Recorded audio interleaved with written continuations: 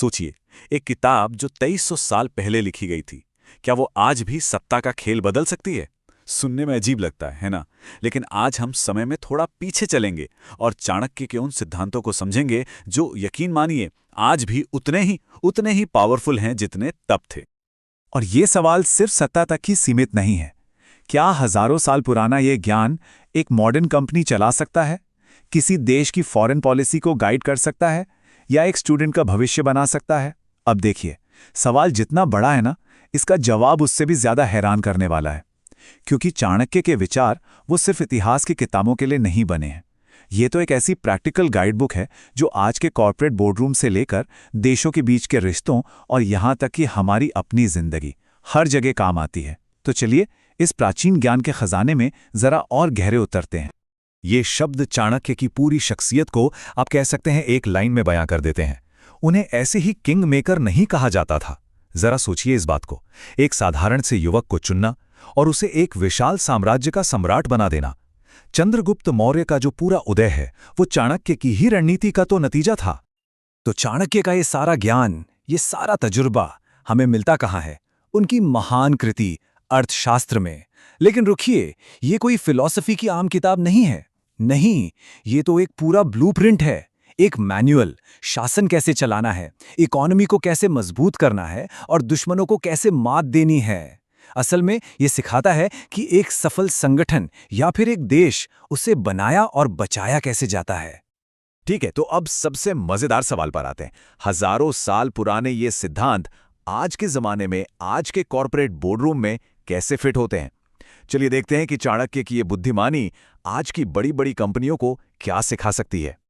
तो चाणक्य ने सफलता का एक, कह सकते हैं, फॉर्मूला दिया, जिसे वो कहते थे सप्तांग, मतलब 7 अंग या 7 पिलर्स।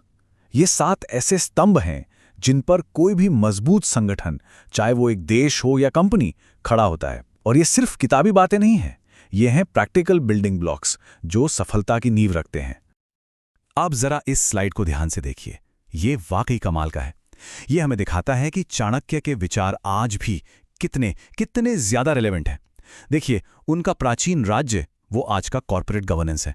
अमात्य मतलब उनके मंत्री वो आज के टॉप मैनेजर्स हैं। जनपद यानी आम लोग वो आज के एम्प्लॉइज और स्टेक होल्डर्स हैं। और सबसे दिलचस्प, दुर्ग या किला, पता है वो क्या है? आज की साइबर सिक्योरिटी। फिर कोश तो हो गया फाइनेंस, बल हो गई हमारी वर्कफोर्स की ताकत, और मित्र बन गए ग्लोबल पार्टनर्स। मतलब ये पूरा का पूरा ढांचा आज भी एकदम सटीक बैठता है। और इस पूरे मॉडल के केंद्र में, मतलब इसके दिल में, कौन है? लोग। चाणक्य का मानना एकदम सीधा और साफ था।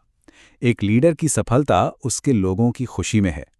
अगर कर्मचारी यानी कि जनपद खुश हैं, संतुष्ट हैं, तो संगठन अपने आप आसमान छुएगा। सिंपल। और हाँ, ये सिर्फ पुरानी किताबों में लिखी अच्छी बातें नहीं हैं, इसे आज भी लोग फॉलो कर रहे हैं। पेप्सिको की इंदिरा नूई को देखिए, या ग्रेविटी पेमेंट्स के डैन प्राइस को।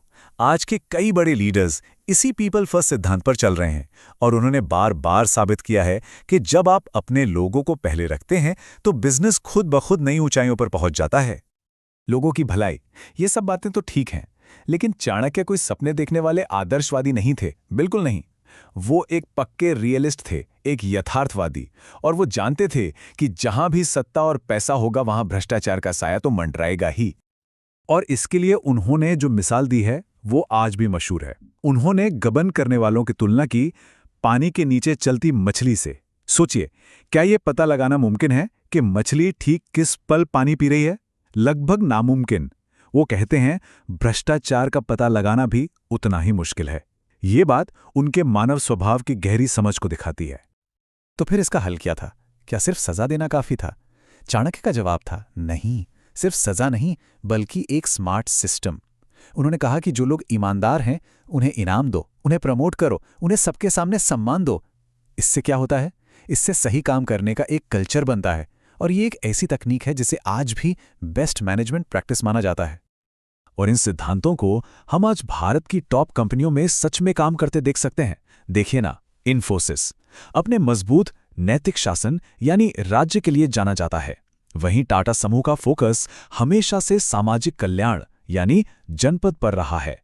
ये सब चाणक्य के उसी सप्तांग मॉडल के जीते जागते उदाहरण हैं। चलिए अब कॉरपोरेट दुनिया से निकलकर एक बड़े मैदान में चलते हैं, देशों की दुनिया में। क्योंकि चाणक्य के सिद्धांत सिर्फ बिजनेस के लिए नहीं थे, अरे वो तो विदेश नीति और कूटनीति के भी उस्ताद थे। उनकी विदेश नीति का जो आधार था उसे कहते हैं मंडल सिद्धांत। अब ये सुनने में थोड़ा भारी लग सकता है, लेकिन इसका आइडिया बहुत ही सरल और शक्तिशाली है। इसका सार बस इतना है कि इंटरनेशनल पॉलिटिक्स में आपकी ज्योग्राफी, मतलब आप दुनिया के नक्शे पर कहाँ हैं, यही तय करता है कि कौन आपका दोस्त होगा और कौन दुश्मन। इसे और आसान भाषा में समझते हैं, आपका जो ठीक बगल वाला पड़ोसी है वो आपका नेचुरल कॉम्पिटिटर है, मतलब एक तरह से दुश्मन, और आपके उस दुश्मन का जो पड़ोसी है वो आपका नेचुरल दोस्त बन जाता है। ये वही क्लासिक सिद्धांत है, मेरे दुश्मन का दुश्मन मेरा दोस्त होता है। सोचिए, ये फॉर्मूला चाणक्य ने सदियों पहले तैयार कर दिया था। तो ठीक है, दोस्त दुश्मन पता चल गए। अब उनसे निपटना कैसे, इसके लिए चाणक्य ने 4 टूल दिए: साम, दाम, दंड, भेद। मतलब पहले शांति से बात करो, नहीं माने तो पैसों का इस्तेमाल करो, उससे भी काम ना चले तो ताकत दिखाओ, और आखिरी रास्ता है, उनके बीच फूट डाल दो। एक सफल लीडर वही है जो ये जानता है कि कब, कहां और कौन सा दांव चलना है। और ऐसा नहीं है कि ये रणनीतियां सिर्फ पुरानी हो गई हैं, ये आज भी इस्तेमाल हो रही हैं। दाम की नीति का एक बहुत बड़ा उदाहरण देखिए। भारत और चीन के बीच राजनीतिक तनाव के बारे में हम सब जानते हैं, लेकिन इसके बावजूद उनका आपसी व्यापार लगातार बढ़ रहा है। ये क्या है? यह है आर्थिक कूटनीति का एक क्लासिक उदाहरण, जिससे मुश्किल रिश्तों को भी संभाला जाता है। ठीक है, तो हमने कंपनियों की बात कर ली, देशों की बात कर ली, लेकिन चाणक्य के सिद्धांत सिर्फ राजाओं और सीईओज के लिए नहीं है। उनकी बुद्धिमत्ता वो हमारी अपनी जिंदगी में भी काम आती है, खासकर हमारे सीखने के तरीके और हमारी शिक्षा पर। चाणक्य का एक बहुत ही सीधा साधा मानना था, ज्ञान का असली मूल्य उसके इस्तेमाल में है। अगर कोई अपने ज्ञान को असल जिंदगी में काम में नहीं ला सकता तो वो ज्ञान बेकार है। मतलब सिर्फ जानना काफी नहीं है, उसे लागू करना, उसे अप्लाई करना जरूरी है। ये एक ऐसा सबक है जो शायद आज के एजुकेशन सिस्टम को भी गंभीरता से लेना चाहिए। और अगर हम चाणक्य के एजुकेशन मॉडल को देखें ना, तो वो आज की मॉडर्न एजुकेशन से बिल्कुल मेल खाता है। वो सिर्फ रट्टा मारने पर जोर नहीं देते थे, नहीं, उनका फोकस था बच्चे के पूरे विकास पर, उसकी फिजिकल, मेंटल, सोशल ग्रोथ पर, उसके कैरेक्टर पर, उसकी क्रिटिकल थिंकिंग पर, और सबसे जरूरी प्रैक्टिकल नॉलेज पर। उनके लिए सीखना जिंदगी भर चलने वाली एक यात्रा थी। तो इन सब बातों का सार क्या निकलता है? मतलब 23 सदियों के बाद भी हम चाणक्य का जिक्र क्यों कर रहे हैं? वो आज भी रेलेवेंट क्यों हैं? इसकी वजह बहुत सीधी है। चाणक्य के जो सिद्धांत हैं वो इंसान के स्वभाव, रणनीति और लीडरशिप की इतनी गहरी समझ पर टिके हैं कि समय उन्हें पुराना कर ही नहीं सकता। चाहे वो कॉर्पोरेट का बोर्डरूम हो, या देशों के बीच की राजनीति, या फिर हमारी अपनी पर्सनल जिंदगी, चाणक्य का ज्ञान आज भी एक मजबूत गाइड की तरह काम करता है। और ये पूरी चर्चा हमें एक आखिरी सवाल पर लाकर छोड़ देती है।